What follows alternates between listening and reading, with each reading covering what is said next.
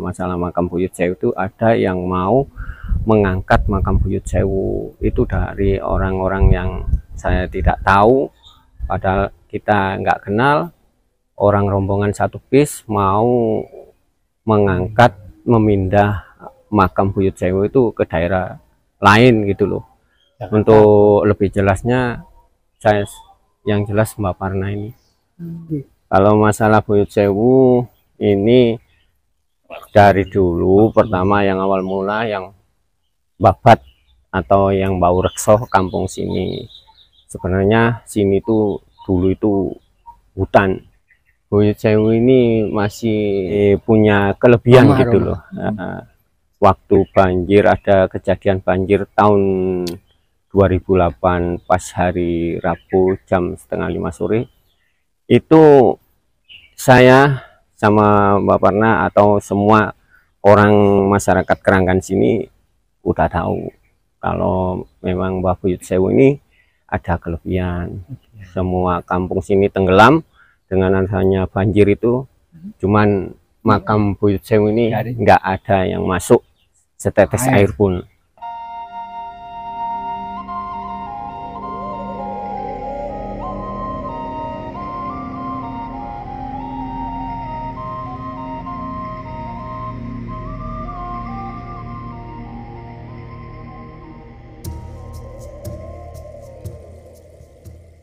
Itu gitu. Kalau makam Buyut Sewu itu kayak nggak, air itu nggak menyapa gitu loh. Jadi kalau dilihat dari mata manusia itu cuman keliling gitu loh, kayak pusar gitu loh. Nah itu ya gitu loh.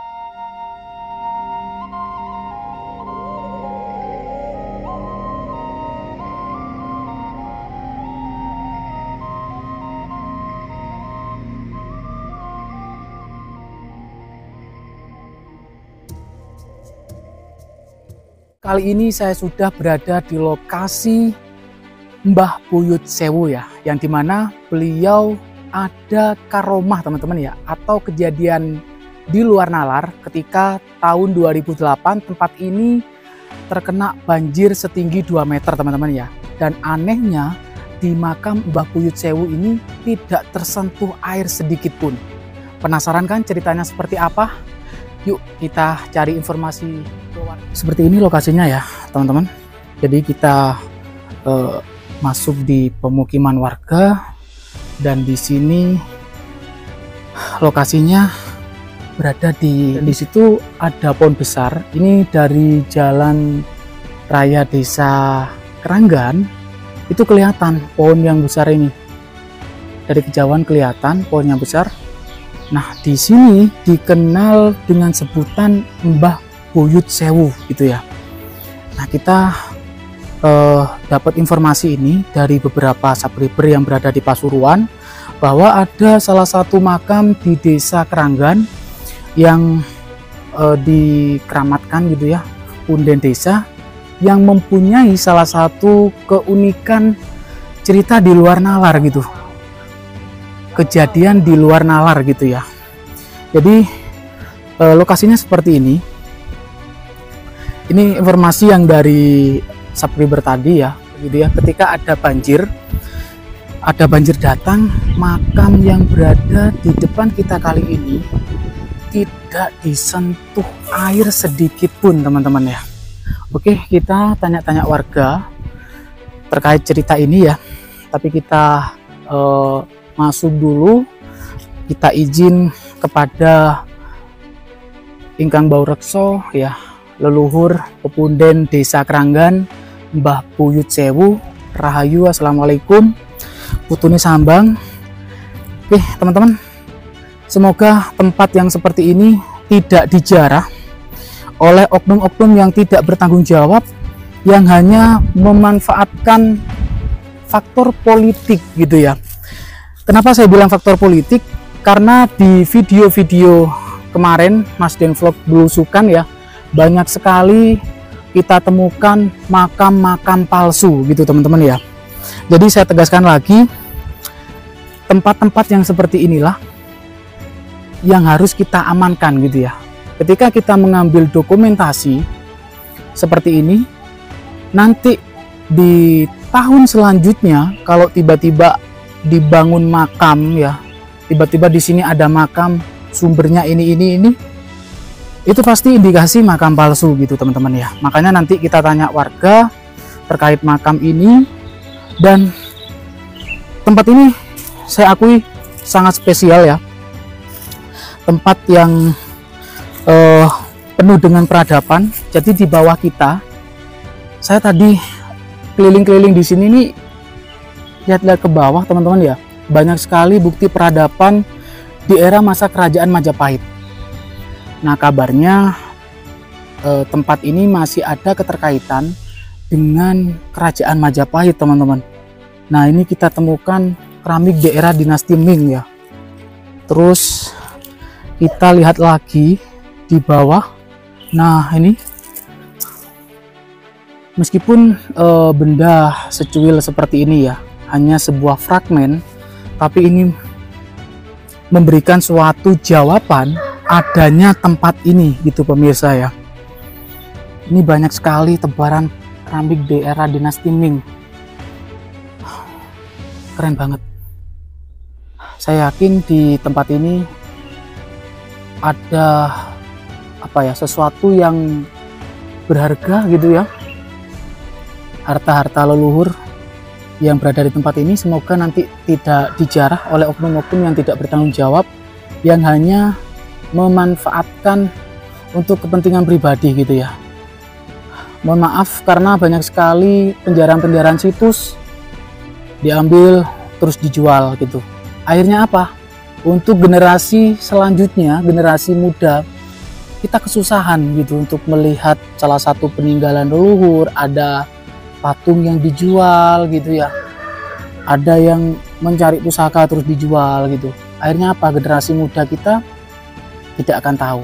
Dan khususnya untuk generasi kita, generasi milenial, harus benar-benar peduli dengan peninggalan leluhur, karena tanpa leluhur kita tidak mungkin ada desa yang semegah ini gitu ya, setentram ini. Karena apa? Dulunya ini merupakan hutan teman-teman ya, yang makam-makam seperti ini, punden ini ya, beliau-beliau lah yang membabat gitu, membabat tempat-tempat seperti ini. Oke, bentuknya seperti ini, makam Mbah Buyut Sewu. Assalamualaikum Mbah, nyuwun izin ya, sebelum kita masuk kita keliling-keliling dulu.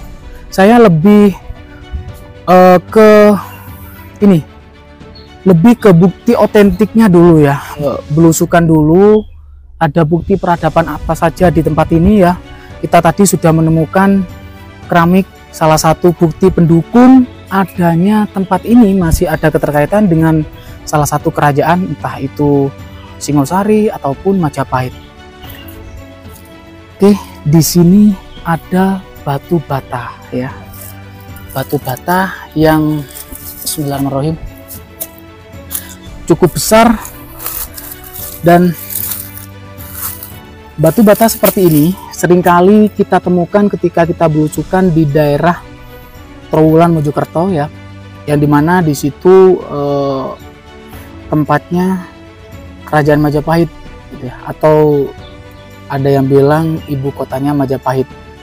Nah batu bata yang seperti ini tebal itu menciri khaskan di era kerajaan Majapahit teman-teman ya.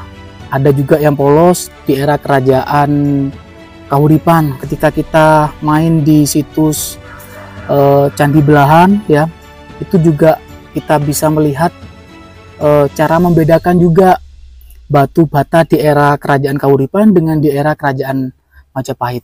Oke, seperti ini. Ini fit banget. Di sini memang ada sebuah peradaban ya di era kerajaan, dan di sebelah sini beliau merupakan makam dari Mbah Buyut Sewu yang sangat berjasa di daerah atau di desa Keranggan ini teman-teman ya. Beliau yang membabat alas di tempat ini, dan salah satu juga bukti adanya tempat ini kalau sudah sangat tua gitu ya, dengan ditandai ini teman-teman, pohon beringin. Kita seringkali main di tempat-tempat leluhur ya, di punden, di situs, pasti ada pohon beringin gitu ya. Ini juga ada sebuah kajian juga. Kenapa sih kok leluhur itu memilih pohon beringin? Kalau nggak pohon beringin, pohon apa itu namanya tuh? Pohon waru gitu teman-teman ya. Karena ada filosofi, kalau pohon beringin ini filosofinya itu mengayomi gitu teman-teman ya. Ini coba dilihat. Loh, misalkan ini nggak dicungkup, dari pohon beringin ini sudah mengayomi gitu teman-teman. Sudah apa ya, kayak iup lah gitu. Jadi mungkin seperti itulah leluhur kita ya, agar generasi selanjutnya itu peduli dengan leluhurnya, ingat atau eling dengan leluhurnya gitu. Oke, kita balik lagi ya, ini ke depan lagi, dan kita akan masuk ke dalam makam dari Mbah Buyut Sewu. Terima kasih untuk subscriber Mas Den Vlog yang sudah mengasih informasi terkait makam ini ya. Kita habis ini tanya-tanya ke warga terkait cerita dari Mbah Buyut Sewu ini. Bismillahirrahmanirrahim. Assalamualaikum. Seperti ini beradaan dari makam beliau ya, yang batu nisannya dicungkup kain kafan. Nanti kita izin kepada julu pelihara di tempat ini ya, untuk dibukakan batu nisannya, diperlihatkan batu nisan asli dari Mbah Buyut ini. Seperti ini keberadaannya. Fatihah untuk Mbah Buyut Sewu. Itu saya lupa, dulu itu ada masalah makam Buyut Sewu, itu ada yang mau mengangkat makam Buyut Sewu itu dari orang-orang yang saya tidak tahu, padahal kita nggak kenal. Orang rombongan satu bis mau mengangkat, memindah makam Buyut Sewu itu ke daerah lain gitu loh. Untuk lebih jelasnya, saya yang jelas Mbak Parna ini. Oke, pripun ceritanya Mbak? Jangan dan tanya niku sien rombongan habis bagi mindah niku. Ya Buyut Sewu. Terus untiang warga sedaya barang masih dipindah, nggak oleh, masih dibayar 1 juta, ya juta barang. Sing sampean dikono duit. Ya, kok. Sampean cerita. Terus memberi uang saya 1 juta, itu disuruh bagi Keluarga. ya keluarga saya. Jadi uang itu sudah turun gitu. Turun. Sudah dikasihkan ke Bapak Iya, saya untuk dibagi-bagikan bagikan ke warga setempat. Iya, tempat. Ya, terus Pak, Ya itu ya kita saya bagikan. dibagi-bagikan. Ya 5. Nah, ini Bapak saya nggak mau. ya, Walaupun mau dikasih berapapun atau 1 koper uang, kalau ditukar sama makam Buyut Sewu, Bapak nggak mau. Kalau warga udah menikmati dengan uang 50 ribuan semua, ya nggak tahu saya. Kalau Bapak ya nggak tahu ya. Pak, kira-kira tahun berapa itu Pak kejadian itu Pak? Kira-kira tahun 2000-an, 2002 2001. kira-kira.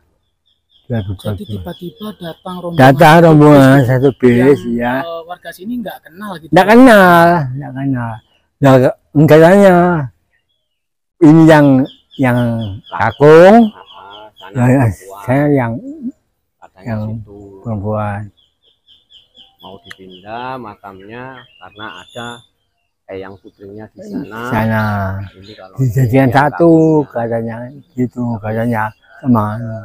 sehubungan bapak saya nggak mau, nggak boleh ya. Sudah nggak jadi. Walaupun uang turun 1 juta untuk diberikan warga, udah di kasih 50-an, ya urusan mereka. Iya. Udah dikasihkan uangnya. Iya. Alasannya karena di situ ada makam Buyut Mbak Putri. Yang Putri ya. Ya. Jadikan satu. Itu kira-kira di daerah mana, Pak? Kira-kira Jakarta. Itu di daerah Jakarta. Jakarta Selatan. Kira-kira itu. Perkiraan kira perkiraan saya jadi ke Kampung Melayu. Kampung Melayu. Iya, Jakarta Timur. Jakarta Timur. Iya, kira-kira gitu. Ya berarti secara tidak langsung Mbah Buyut Sewu ini sudah Ya, terkenal ya, sama sama gitu, Pak, keluarga. ya. Iya. Iya. Saya itu nggak tahu. Nggak tahu. Padahal udah apa, terkenal di mana-mana. Terus, sampai ya, sekarang nggak ada berita lagi. Sampai sekarang. Ya mungkin oknum-oknum yang nggak Baru tanggung jawab. Gitu. ya kira-kira ngono. Itu sih, gini gue belum kabar lah, Mbak. Ini mana, buatan? Jadi setelah itu nggak kesini lagi. Nggak gitu, ada. Pak? Kabar. Nggak ada kabar. Gitu, ya. Hilang ya. Nah, alhamdulillah ya. Ya, ada tulisan. Nah, mungkin kalau memang sepakat, termasuk dari orang tua saya, Mas, kalau memang mau, ya mungkin belakangan akan terjadi sesuatu kita yang nggak tahu. Iya. Mungkin bencana apa kita nggak tahu. Karena Mbah Buyut Sewu ini merupakan ikon desa sini. Iya. Ya, yang membabat, yang berjasa Ya, di desa oke. Keranggan. Dan Bapak siapa ini? Bapak Mahfud. Bapak Mahfud. Iya. Ini cukup unik teman-teman ya. Nggih. Jenengan semerap batu yang berada di bawah ini bagian dari candi, apa hanya sekedar pengen ditaruh di depan rumah gitu, Pak? Sekedar buat pajangan aja. Buat pajangan Ya. gitu. Terus nggak tahu kalau ini bagian dari candi atau Nggak apa tahu, gitu, nggak nggak tahu tahu. gitu, Pak. Ya. Pak, Ini- boleh diceritakan, Pak? Ini asalnya kan dulu kan banyak, terus kan pecah-pecah semua, yang utuh tinggal ini. Gitu. Akhirnya tak amankan ini, cuman satu. Terus ini juga meninggal dulu, pinggirnya ini dulu. Kenapa, Pak? Ya di pinggirnya ini, Di pinggirnya pohon besar ini ya jati ini. berada juga di desa Keranggan Desa ini, Pak? Keranggan. Ya, Berada di desa Keranggan. Ini satu tempat, Pak. satu tempat. Satu tempat. Ya, Termasuk Lumpang itu, Pak. Lumpang ini dari ini sama. Satu Tempat, tempat. ya satu tempat. Yang ini ya beda di depan di dekat Mbah Buyut Sewu yang ini. Tapi masih lingkup wilayah Wilayah Keranggan. Keranggan. Ya. Ini Oh, yang Lumpang ini dekat dengan Ini. makam Mbah Buyut Sewu. Ya, ini peninggalan Bapak Lurah yang dulu. Ya, kalau ini sebenarnya bagian dari batu candi, Pak. Iya. Ya, ini ukirannya masih terlihat jelas, nggih. Nggih. Terus namung nggih pesen nggih, Pak, Nggih. supados generasi selanjutnya nanti pemuda-pemuda sini mungkin lebih peduli lagi dengan peninggalan-peninggalan leluhur yang berada di desa Keranggan. Salah satu buktinya ini, Pak. Salah satu buktinya batu candi yang bermotif kayak ada sulur-sulurnya, dan juga ini kayak ini Kang, apa namanya itu? Batu dakon. Batu dakon gitu, Pak. Entah ini batu dakon atau mungkin kuncian dari batu candi itu sendiri gitu. Kita masih belum bisa memastikan. Tapi yang jelas ini adalah salah satu bukti peninggalan yang berada di desa Keranggan gitu, Pak ya. Pak, waktu menemukannya dulu Bapak gimana, Pak? Apa Ini bukan menemukan, ini tinggalan orang Mbah. Oh, tinggalan Nah, ya. Mbah. Cuman Bapak mindah saja. Pindah saja, berhubung saya ini pindah rumah, tak bawa ke sini. Oh, bukan Bapak menemukan di tempat lain. Bukan. Gitu, bukan ya. Bukan. Cuman ini milik Mbah gitu ya. Iya, di rumah sendiri. Di rumah sendiri. Tapi memang basicnya bapaknya nih kayaknya senang antikan gitu, Ya. Pak ya. Ini kan termasuk juga barang antik. Kayu jati ya, Pak ya. Ya, Jati jati kuno asli. nih, Pak ya. Keren. Terus jati ini deket dengan batu ini ya, Pak ya. Loh, kayak gini loh, teman-teman. Makanya tadi saya kaget kok ada batu candi gitu. Ini memang sudah, mohon maaf Pak, Nggih. sudah keadaan mati gini, apa posisinya sudah mati apa masih hidup dulu, Pak? dulu masih hidup, terus ada yang beli dijual, terus dipotong gitu loh, terus semi lagi, terus besar, beli lagi dipotong buat mebel itu.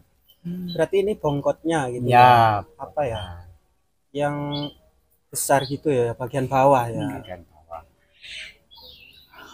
Banyak sekali tebaran-tebaran keramik di era dinasti Ming, teman-teman ya.